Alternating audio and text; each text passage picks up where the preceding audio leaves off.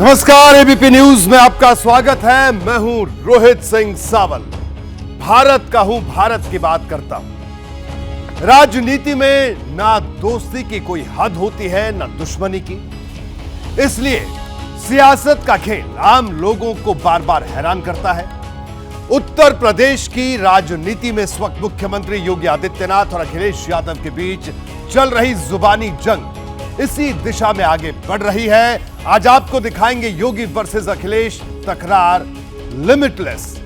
साथ ही होगी बात जम्मू कश्मीर के चुनाव पर पाकिस्तानी रक्षा मंत्री के उस बयान की जिसने भारत में सियासी महाभारत की जमीन तैयार कर दी है।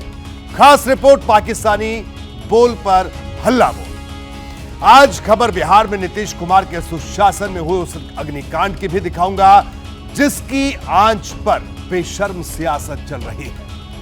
लेकिन सबसे पहले बात उत्तर प्रदेश की, जहां मठाधीश बनाम माफिया के मुद्दे पर आज सीएम योगी और अखिलेश यादव के बीच फिर भिड़ंत हुई। यह इस हद तक पहुंच गई कि अखिलेश यादव ने सोशल मीडिया पर लिखा कि अब कोई अपशब्दों का विश्व रिकॉर्ड बनाने में लगा है। लेकिन इस बयान के पीछे की वजह समझने के लिए सीएम योगी के हमले को सुन लेना भी जरूरी है।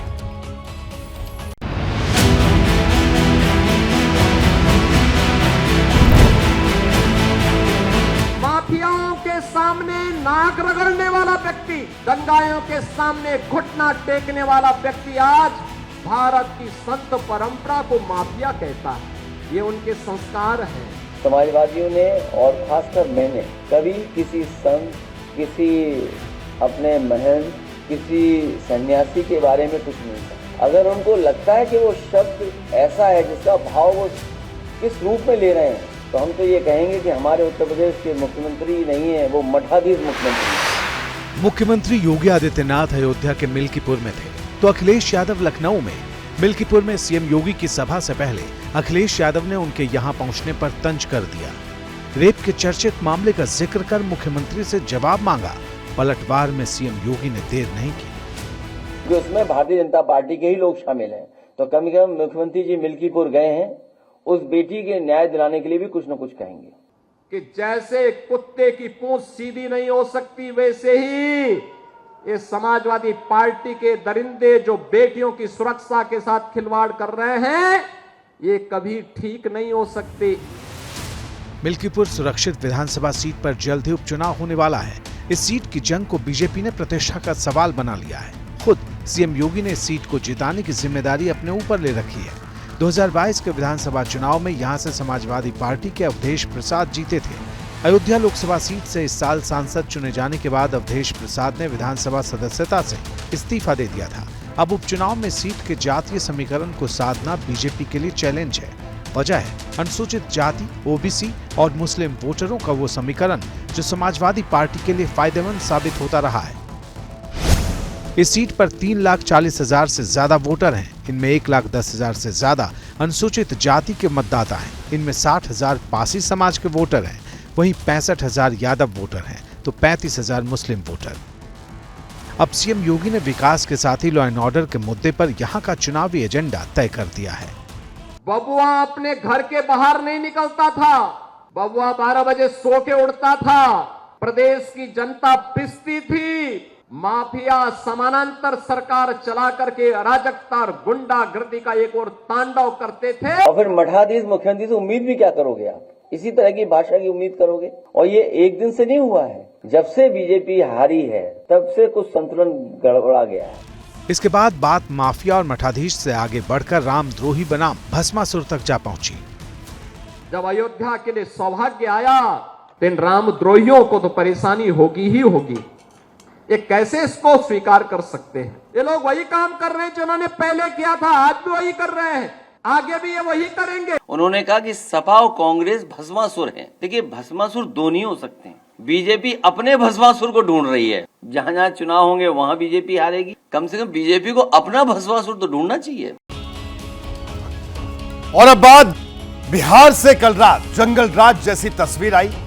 यहां महादलित समाज की एक पूरी बस्ती को दबंगों ने आग के हवाले कर दिया।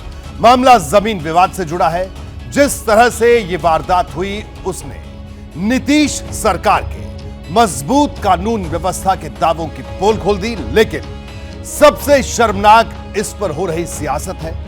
इंसाफ की बजाय पीड़ित और गुनहगार की पहचान को जाति का रंग दिया जा रहा है।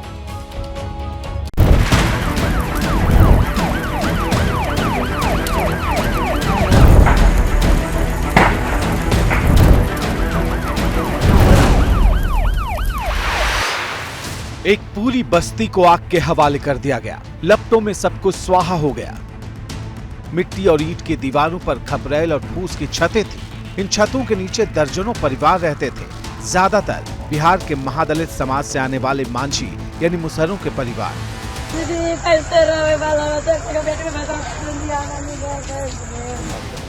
जिनके घर जलाए गए, उनका दावा है कि इस जमीन पर दशकों से बसे हुए थे, लेकिन कुछ दबंग इसे अपना बताकर हटने को कह रहे थे। कब्जा नहीं हटाया तो बुधवार को पहले बस्ती को दबंगों ने घेरा, फिर गोलियां दागी और इसके बाद आग लगा दी।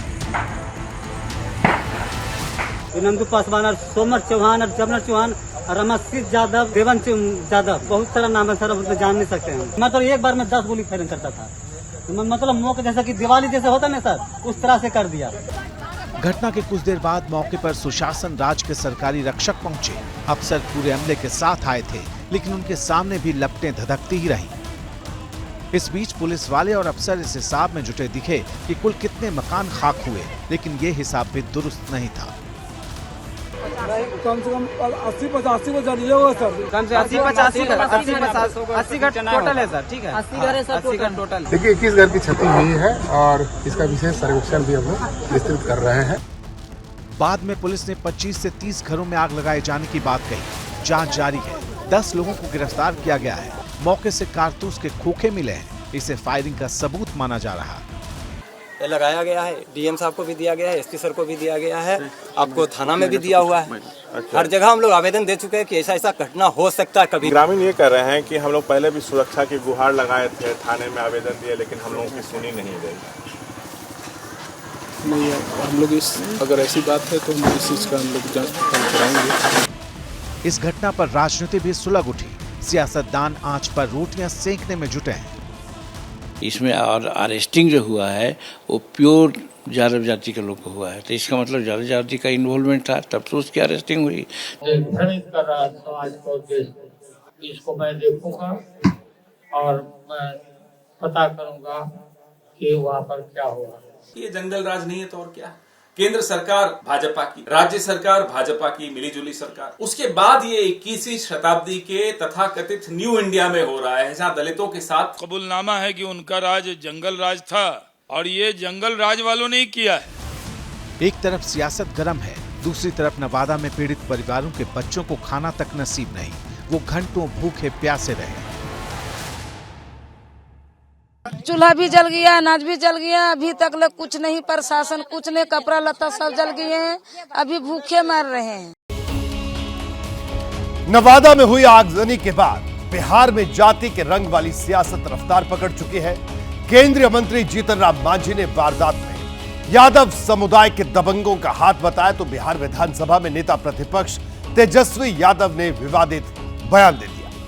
जीतन राम मांझी जी का नाम मांझी जी है, लेकिन लोग तो इनको प्यार से जीतन राम शर्मा बुलाते हैं। जीतन राम शर्मा। देखिए, समझने वाले समझ गए कि तेजस्वी यादव क्या कहना चाहते हैं। इसके बाद केंद्रीय मंत्री जीतन राम मांझी ने भी लालू प्रसाद यादव और तेजस्वी यादव पर पलटवार किया। सोशल मीडिया एक्स पर पोस्ट में मांझी ने लिखा, घर जलाने वाले लोगों के संरक्षक लालू पाल जी, आप राजनीति के लिए अपनी जाति छिपा सकते हैं, पर हम नहीं। हम गर्व से कहते हैं मुसहर हैं। लालू जी में हिम्मत है तो वो भी कहकर दिखाएं कि वो गरेडी है। आज हरियाणा चुनाव के लिए बीजेपी ने अपना संकल्प पत्र जारी कर दिया। उसमें 20 वायदे हैं, जिनमें के जरिए बीजेपी ने समाज के हर वर्ग को साधने की कोशिश की है। इसमें भी फ्री वाले वायदों की भरमार है। कांग्रेस इसे कॉपी पेस्ट घोषणा पत्र बता रही है।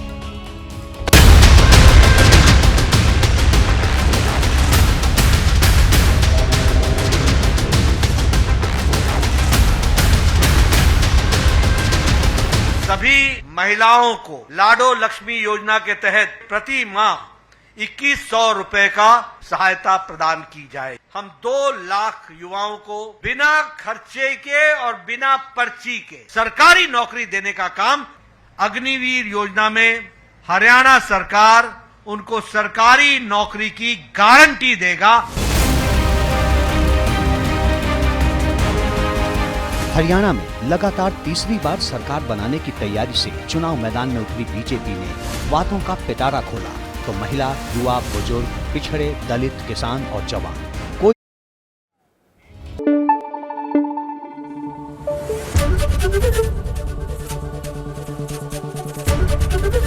एबीपी न्यूज आपको रखे आगे।